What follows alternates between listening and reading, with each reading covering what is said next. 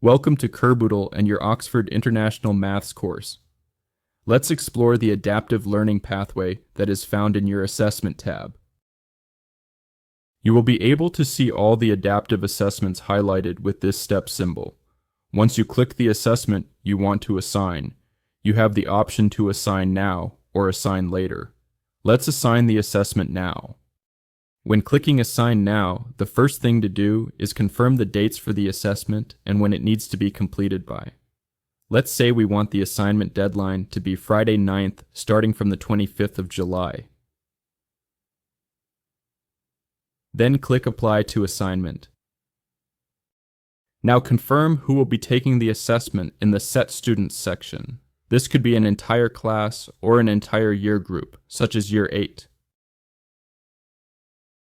Let's assign to a specific student in Year 8.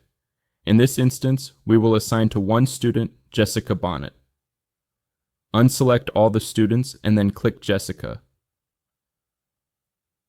Again, click Apply to Assignment.